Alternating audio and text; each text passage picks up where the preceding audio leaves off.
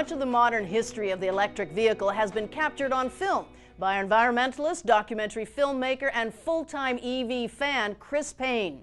5 years ago, Who Killed the Electric Car accused U.S. automakers, primarily General Motors, of crushing EV development in the 1990s, figuratively and literally, by declaring electrics like GM's EV1 unprofitable and stifling battery development. Paine even staged a mock funeral for the electric car to make his point. Now the EV is back, and so is Chris Paine with a new movie. For this one, Paine had unprecedented access to auto titans, yes, including GM. I spent some time with Paine to talk about his new documentary and to get his take on the future of the EV. There's a degree of excitement around electric vehicles we hadn't seen before. Chris Paine's EV Act 2 is Revenge of the Electric Car, a title that suggests continued bad blood between automakers and environmentalists clamoring for clean cars. Far from it. Instead, former General Motors Vice Chairman Bob Lutz, we're going to have to get the lithium-ion technology together. Nissan's chairman and CEO Carlos Ghosn, I don't want to wake up competition. And Elon Musk, PayPal founder and now the driving force behind high-end all-electric Tesla. Until we see every car on the road being electric, we will not stop.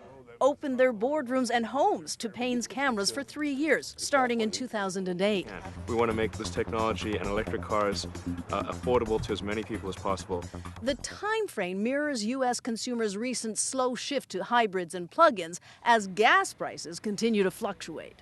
Here's Bob Lutz. He doesn't believe in global warming. He's a car guy. It's not that he's an environmentalist. He wants to make the EV work. Why?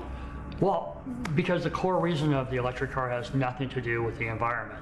It has to do with not importing oil. So if you're like a real American, like Bob Lutz, has a certain kind of classic Americanness about him. It's about keeping energy money here. So I think Bob understands that if we can power these things off of the electrical grid instead of Middle East oil, that's a good thing. Paine says EVs are a U-turn for auto executives keen on capitalizing on a market in the making. Take Nissan Leaf's champion Carlos Ghosn. Carlos is also not an environmentalist. He doesn't wear that on his badge. He's about the spreadsheet and the numbers. Carlos in our film makes a sort of an unguarded comment in a car. The public is expecting this from us. It's expecting this from us. It's expecting that car manufacturers step up. They're expecting car makers to step up and provide cars that are more responsible in terms of its use of petrol and the environment. Talk about stepping up. Hi. Hi. I'm Thalia. Welcome. Paine himself not only owns a trio of EVs, more about that in a minute, his eggs come from a backyard roost near a garden with a composter. His remodeled 1950s-era house overlooking Los Angeles boasts kitchen cabinets of bamboo and energy-efficient appliances. An eco-flaw, though. Plastic, which comes from petroleum, protects valuable fossils embedded in the countertops. True. Uh-oh, you just busted your philosophy. Oh, hell, I'm hardly a purist. We use lots of oil here. Hot water and electricity are provided 100% in the summer, he says 60% in the winter, by rooftop solar systems. These panels here power the entire house and all the electric cars in the garage. Paine's lifestyle came largely from growing up in an outdoorsy family, conscious about the way they were living, he says. There's a lot of messages I got when I was growing up that maybe like a little bit of environmental awareness was a good idea. And then in 1995, I drove this General Motors EV1. I thought, wow, this is really a better car. Fast forward 15 years, and we hit 60 miles an hour in less than 4 seconds in Paine's Tesla Roadster. Whoa! At about $120,000 a pop, the Roadster isn't for the average driver. The new Model S is still pricey at about $50,000, even after a $7,500 federal tax credit. But Paine argues other brands are affordable. The Leaf is $32,000, and there's a $7,500 tax credit. And in California, there was $2,500 to $5,000. So the Leaf we have, and I paid full retail price for it, ended up costing about $24,000.